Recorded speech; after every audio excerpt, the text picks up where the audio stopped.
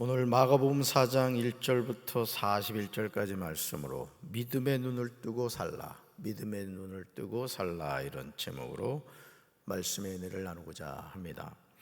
우리가 육신의 눈으로 볼 수 있는 것이 얼마나 될까요? 우리는 육신의 눈으로 볼 수 있다는 사실을 근거로 해서 자신이 세상의 모든 것을 보고 있다고 생각합니다. 나는 다 보고 있다, 이거죠. 하지만 사실 저와 여러분이 육신의 눈으로 보지 못하는 것들이 정말 많습니다. 예수님의 비유도 마찬가지입니다. 예수님은 비유가 아니면 말씀하지 아니하셨다고 합니다. 즉 주님이 우리 영의 눈을 열어주셔야만 예수님이 하시는 말씀이 깨달아진다는 겁니다.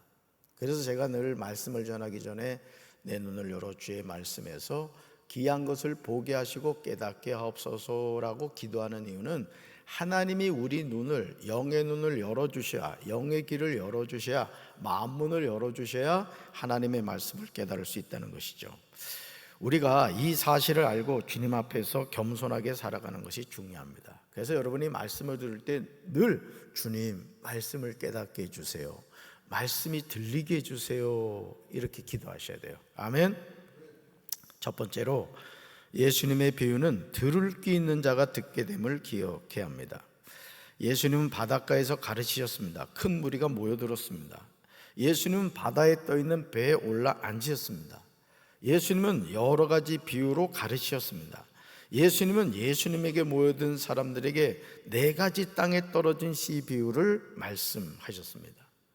네 종류의 땅을 보시면 길가, 얇은 돌밭, 가시떨기 좋은 땅이죠. 이 비유에서 저와 여러분이 주목해서 보아야 하는 것은 씨를 뿌린 자가 뿌린 씨앗은 다 동일했다는 거예요. 뭐가 달랐다? 밭이 달랐다는 거예요. 밭이. 즉 밭이 어떤 종류냐에 따라서 열매가 달랐다는 뜻이죠. 길가에 떨어진 씨앗은 새들이 와서 먹어버렸습니다. 얕은 돌밭에 떨어진 씨앗은 곧 싹이 나오지만 해가 돋은 후에 타서 뿌리가 없으므로 말랐습니다. 가시떨기에 떨어진 씨앗은 가시가 자라 기운을 막음으로 결실하지 못하게 되었습니다. 좋은 땅에 떨어진 씨앗은 자라 무성하게 결실을 하는데 30배, 60배, 100배가 되었습니다. 사랑하는 성도 여러분, 이 비유를 볼 때 우리는 자신이 좋은 땅이라고 생각하죠. 나는 좋은 땅이야. 그러나 가만히 자신의 삶을 돌이켜 보시기 바랍니다. 나는 지금 어떤 열매를 맺고 있는가? 열매를 보면 자신이 어떤 밭에 해당이 되는가를 알 수 있습니다. 저는 우리 사랑하는 모든 성도들이 내가 지금 길 가고 얕은 돌밭이고 가시덤불이라 할지라도 성령께서 갈아엎어 주셔서 좋은 땅이 되기를 주님의 이름으로 축원합니다. 두 번째로 하나님 나라의 비밀을 아무나 아는 것이 아님을 기억해야 됩니다. 예수님이 홀로 계실 때 함께한 사람들이 12제자와 더불어 예수님에게 비유에 관하여 물었습니다. 그러자 예수님은 11절로 12절에서 다음과 같이 비유에 관하여 말씀하십니다. 우리 말씀 같이 읽습니다. 이르시되 하나님 나라의 비밀을 너희에게는 주었으나 외인에게는 모든 것을 비유로 하나니 이는 그들로 보기는 보아도 알지 못하며 듣기는 들어도 깨닫지 못하게 하여 돌이켜 죄사함을 얻지 못하게 하려 함이라 하시고. 아멘. 우리는 예수님의 말씀에서 중요한 한 가지 사실을 깨닫게 되죠. 그것은 하나님 나라의 비밀을 보기는 보아도 알지 못할 수 있고 듣기는 들어도 깨닫지 못할 수 있다는 것이죠. 그러니까 여러분들이 항상 겸손한 마음을 가져야 되는 것이 선줄로 하는 자 넘어질까 조심하라고, 우리가 천국을 향하여 믿음 가운데 살아가고 있지만은 언제든지 마귀란 놈은 우리를, 이 천성을 향한 우리의 시선을 자꾸 다른 쪽으로 이렇게 돌리게 만든다는 거예요. 교회도 마찬가지입니다. 교회도, 건강한 교회의 특징은 뭐냐? 천국과 지옥의 실존을 알고 하나님의 백성으로 어떻게 살아야 되는가, 이게 강단에서 계속 전해져야 되는 거예요. 무슨 윤리적이고 도덕적이고 세상 성공 철학을 전하는 것이 아니라 예수 천당 불신적이 강단에서 늘 전해져야 되는 거예요. 아멘이십니까? 네 가지 땅에 떨어진 씨 비유는 오늘 우리에게 이 사실을 알려주죠. 말씀을 들었을 때 사탄에게 말씀을 빼앗기는 사람이 있다는 거예요. 얼마나 안타깝습니까? 그러니까 여러분이 강단에서 주의 종을 통해 말씀이 이렇게 선포될 때 아멘 아멘 말하고 받아들이세요. 한번 연습해 볼까요? 아멘 아멘. 네. 그래서 한 말씀도 놓치지 않겠다는 마음을 가지란 말이야. 그래서 여러분들이 이 성전 문을 열고 나갈 때는 말씀을 많이 이게 드셔가지고 배가 이만큼 나와야 된단 말이야. 든든해야 되는데 든든해. 그래서 마귀에게 말씀을 빼앗기지 마시기 바래요. 또 말씀을 즉시 기쁨으로 받으나 그 속에 뿌리가 없어 잠깐 견디다가 말씀으로 인하여 환난이나 박해가 일어날 때 넘어진다는 것이죠. 그러니까 여러분 뿌리를 내리는 신앙이 돼야 돼요. 여러분 제가 여러 번 얘기했지만은 어릴 때 어머니가 저보고 우리 사무엘이 저기 시루 가서 그 콩나물에 물 줘라 이러신단 말이에요. 그 어린 마음에 분명히 가서 물을 주거든요. 그럼 그 물이 다 내려가는 거야. 신기하죠? 일정한 기간이 되면 그 콩나물이 자라가지고 어머니가 콩나물 반찬을 해준단 말이죠. 다 쏟아지는 것 같지만은 믿음으로 자꾸 뿌리면은 열매가 맺게 된다는 거죠. 여러분 뿌리 깊은 신앙이 되시라고요. 여러분 예수 믿는 사람에게도요 환난과 박해가 있습니다. 나를 넘어지게 하는 어떤 일이 꼭 있어요. 그럴 때 영적으로 분별하시란 말이에요. 이 마귀란 놈이 나를 넘어지게 하는구나. 나는 하나님만 바라보겠다. 할렐루야. 말씀을 듣기는 하지만 세상의 염려와 재물의 유혹과 기타 욕심이 들어와 말씀을 막아 결실을 하지 못하게 된다는 거죠. 오늘 저와 여러분은 어떻습니까? 과연 우리는 하나님 나라의 비밀을 알고 있습니까? 오늘 우리는 말씀을 듣고 받아 30배, 60배, 100배의 결실을 맺고 있습니까? 그러므로 우리는 매일 매순간 주님께 기도해야 할 줄로 믿습니다. 기도해 볼까요? 내 눈을 열어서 주의 율법에서 놀라운 것을 보게 하여 주옵소서. 아멘. 주님께서 열어주시기를 주님의 이름으로 축원합니다. 힘들고 어려울수록 말씀을 자꾸 읽으세요. 밑줄도 그고 은혜 받은 거 있으면 볼펜으로 쓰기도 하고 그리고 그 말씀을 암송하고 막 선포하란 말이에요. 선포하란 말이에요. 아멘이십니까?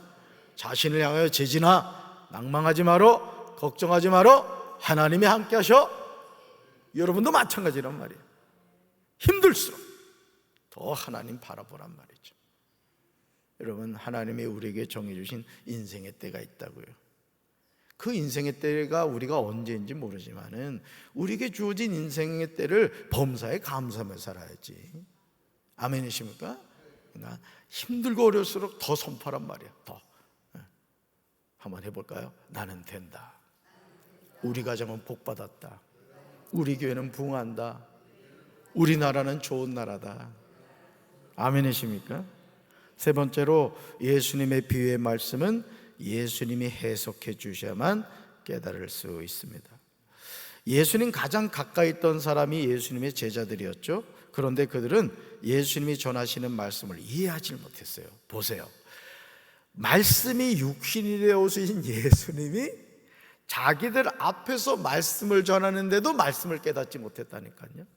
하물며 우리는 그 예수님이 이미 하나님 보좌 우편에 계시잖아요. 물론 주님이 주신 말씀이 이렇게 활자화돼서 우리에게 주어졌습니다마는 여러분 실제 예수님 말씀이신 그분이 내 앞에서 얘기하는 거하고 이렇게 기록된 말씀을 읽는 거하고는 차원이 다르잖아요. 누가 더 이해하기 쉽겠어요? 예수님 앞에서 말씀 듣는 제자가 이해하기가 쉽죠. 그런데도 이해하지 못했다라는 못했다. 그래서 복음서를 보시면 예수님이 말씀하신 것과는 전혀 다른 의미로 해석하는 경우를 종종 보게 됩니다. 여러분 10절 보시면요. 여러분 10절 보시면 예수님은 비유에 관해서 묻는 제자들에게 그 비유의 의미를 해석해 주고 계신 것을 보게 돼요. 34절로 동일하게 말씀하고 있는데요. 우리 34절 같이 읽습니다. 비유가 아니면 말씀하지 아니하시고 다만 혼자 계실 때에 그 제자들에게 모든 것을 해석하시니라. 아멘. 그러니까 비유를 해서 말씀했는데 이해를 못하니까 제자들하고 같이 있을 때 야 얘들아 일로 와, 내가 아까 했던 비유 내가 설명해 줄게 하면서 이제 설명해 주셨다는 거죠. 사랑하는 성도 여러분, 하나님의 말씀은 우리 지식이 많아진다고 해석되는 것이 아닙니다. 예수님이 제자들에게 비유의 말씀을 해석해 주셨듯이 오늘도 주님이 말씀을 깨닫게 해 주셔야 될 줄로 믿습니다. 그런데 오늘 신천지 이만희는 모든 성경을 비유로 풀죠. 돌 김용옥 같은 경우도 성경은 허구다 이렇게 주장합니다. 성경은 허구라고 주장해요. 그러니까 지식은 사람을 교만하게 하는 거예요. 그러니까 저도 뭐 박사학위까지 공부한 사람입니다만은 그렇다고 그래요. 실제 어떤 분야에 대해서 공부를 많이 하면 할수록 깨닫게 되는 게 딱 한 가지가 있다 그래요. 뭔지 아세요? 아, 내가 모르는 게 참 많구나. 그러니까 여러분은 공부 안 해도 그거 아시죠? 그러니까 박사학위 안 해도 되는 거야. 어떤 분야에 대해서 더 깊이 알아가면 할수록 한 가지를 안다는 거야. 야, 내가 아는 게 참 적구나. 여러분, 성경의 모든 내용을 비유로 풀어서는 안 됩니다. 예수님이 비유를 사용하신 분명한 이유와 목적이 있다는 뜻이죠. 그것을 놓치게 되면 엉뚱한 소리를 하게 되는 거예요. 그래서 여러분들이 유튜브를 많이 이래 들으실 겁니다. 뭐 찬양도 유튜브를 통해서 들으시고, 또 유명한 목사님, 저도 조용기 목사님 새벽에 일어나서 오늘도 말씀을 듣다가 왔습니다마는, 여러분들이 존경하는 어떤 목사님 말씀을 들을 수가 있어요. 그런데 검증되지 않은 이상한 유튜브 듣지 말라는 거예요. 가짜 뉴스가 많듯이 거짓 복음이 많아요. 이거 분별하지 않으면은 거기에 미혹돼 가지고 이단과 사이비로 빠지게 되고 하나님을 향한 신앙이 쪼그라들게 된다. 그나마 있던 신앙 요만한 게 쪼그라들면 되겠어요? 더 커져야지. 아멘이십니까? 그리고 담임 목사가 허락하지 않는 외부 성경 공부 다니지 말라고. 많은 사이비 이단들이 성경 공부를 통해서 하나님의 백성들을 도적질해 간다고요. 신천지가 그렇죠. 하나님의 교회가 그렇죠. JMS가 그렇죠. 구원파가 그렇죠. 모든 사이비 이단들이 성경 공부 무료로 해준다고 하면서 하나님의 백성을 도적질해 간다는 거죠. 여러분, 성경을 자기 마음대로 자의적으로 해석하면 정말 위험해요. 아멘이십니까? 말씀을 바로 깨닫게 되길 주님의 이름으로 축원합니다. 네 번째요, 예수님은 바람을 꾸짖으시고 바다더러 잠잠하라 고요하라 하십니다. 바람과 바다를 잔잔하게 하시는 예수님의 모습에서 저와 여러분이 깨닫게 되는 것이 뭐냐? 예수님이 사람이시지만 또한 성자 하나님이시라는 거예요. 즉 피조물인 바람과 바다도 예수님의 명령에 순종하고 있는 거예요. 자, 보세요. 절 보세요. 오늘 본문 말씀에 나오는 내용이에요. 예수님이 바람과 바다를 향해서 잠잠하라 고요하라 라고 명령하셨어요. 그대로 될까요, 안 될까요? 우주 대답이 안 해. 정답이 있잖아, 성경에. 다시 들으세요. 예수님이 바람과 바다를 향하여 잠잠하라 고요하라고 명령하셨어요. 그렇게 됐어요, 안 됐어요? 답이 다 나와 있는 걸 물어보는데도 껌뻑껌뻑 눈만 그러고 있어. 자, 바꿔 말할게요. 그러면 예수님이 오늘 나를 향하여 말씀하시면 내 마음에 풍랑이 있고 내 마음에 어떤 고난이 있고 육신의 병이 있고 인생의 환난과 어려움이 있을 때 예수님이 잠잠하라 고요하라 말씀하시면 그 문제가 해결돼요, 안 돼요? 믿습니까? 그러면 된 거란 말이야. 오늘 새벽기도 잘 온 거야. 그러니까 오늘 우리가 살아가면서 늘 말씀드리죠. 내가 해결할 수 있는 문제는 내가 해결하면 되는 거고, 내가 해결할 수 없는 문제는 하나님께 맡기는 거예요. 그 맡기는 게 뭐예요? 그게 기도하는 거란 말이에요. 아멘이십니까? 그러니까 오늘 예수님께서 바람과 바다를 잔잔하게 하시는 그 예수님이 나의 주님이시라고요. 나의 하나님이시라고요. 그러니까 우리가 그 주님을 의지하면 걱정하고 염려할 이유가 없는 거예요. 아닌 말로 주님이 불러가시면 가는 거지 뭘. 천국 가는데 뭐 빨리 가도 좋지 뭘. 그래도 빨리 가고 싶진 않은 모양이네. 그러니까 다 맡기란 말이야. 아멘이십니까? 걱정하지 말고 염려하지 말고 내 생명은 누구의 손에 있다? 하나님의 손에 있다. 여러분 이 사실 믿으십니까? 반면요, 큰 광풍이 일어나서 물결이 배에 부딪혀 들어와 배에 가득하게 되자 제자들은 두려워합니다. 이 당연하죠. 이제 죽었다고 생각했죠. 그러나 제자들이 보지 못한 점이 있었어요. 그것은 예수님은 평범한 사람이 아니었다는 사실입니다. 그분은 창조주셨어요. 우리가 이 사실을 깨닫고 사는 것이 매우 중요합니다. 그래서 똑같은 병 앞에서도요, 어떤 사람은 그 병을 믿음으로 이겨내는 사람이 있고 어떤 사람은 그 병에 눌려 살아가는 사람이 있어요. 저는 여러분들이 어떤 병에 걸렸다 할지라도 그 병을 믿음으로 이겨내시길 바라요. 이게 믿음입니다. 이게 잠에서 깨어나신 예수님이 바람을 꾸짖으시죠. 바다를 향하여 따랍다. 잠잠하라, 고요하라 명령을 하세요.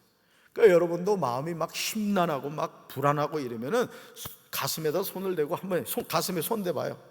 그리고 절 따라해보세요. 잠잠하라, 고요하라. 평안해지지 않으셨어요? 그러시란 말이에요. 예수의 이름으로. 아멘이십니까? 그러자 놀라운 일이 일어나죠. 바람이 그치고 아주 잔잔하게 된 거예요. 어떻게 이것이 가능했을까요? 그렇습니다. 예수님은 그리스도였기 때문입니다. 메시아였기 때문이에요. 놀라운 일을 행하신 예수님이 제자들에게 물으십니다. 읽어볼까요? 어찌하여 이렇게 무서워하느냐? 너희가 어찌 믿음이 없느냐? 예수님의 이 말씀에 제자들은 심히 두려워하죠. 그리고는 서로 이야기합니다. 읽어볼까요? 그가 누구에게 바람과 바다도 순종하는가? 아멘.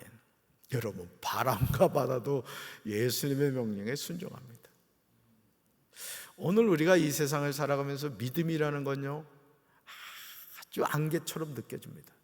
그러나 히브리서 11장 여러분 1절 말씀 기억하시죠? 믿음은 바라는 것들의 실상이요 보이지 않는 것들의 증거니 선진들이 이로써 증거를 얻어내요. 증거는 눈에 보이는 거란 말이에요. 뭐로부터? 믿음이에요. 믿음은 바라는 것들의 실상입니다. 믿음의 사람이 됩시다. 아멘이십니까?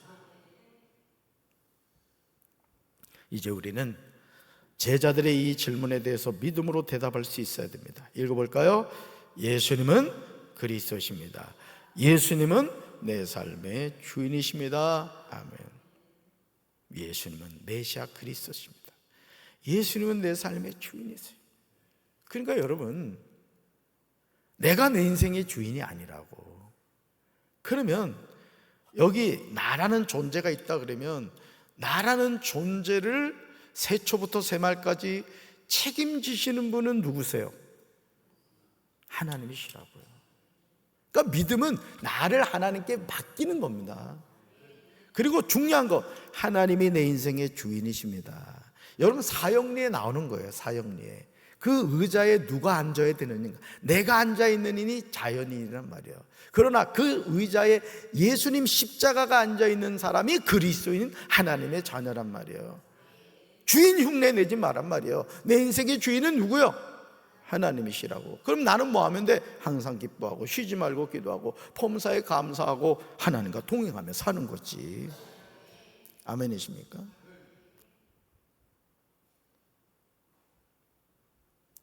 나의 삶을 이제부터 영원까지 주님께 맡겨야 될 줄로 믿습니다. 이것이 인생을 지혜롭게 사는 유일한 비결이에요. 오늘도 여러분, 내 삶의 주인은 하나님이십니다. 나는 내 삶을 하나님께 맡깁니다. 이 믿음의 고백을 하며 승리하시는 우리 성도들 되기를 주님의 이름으로 축원합니다. 가슴에 손 얹겠습니다. 잠잠하라, 고요하라. 풍랑이는 바다를 향하여 명령하신 예수님, 내 마음에 바다가 바람이 요동칠 때마다 가슴에 손을 얹고 잠잠하라, 고요하라 선포하는 우리 성도들 되게 하옵소서. 내 삶의 주인은 하나님이십니다. 내 몸의 주인은 하나님이십니다. 내 생명의 주인은 하나님이십니다. 항상 하나님 바라보며 살아가게 하옵소서. 예수님 이름으로 간절히 기도합니다.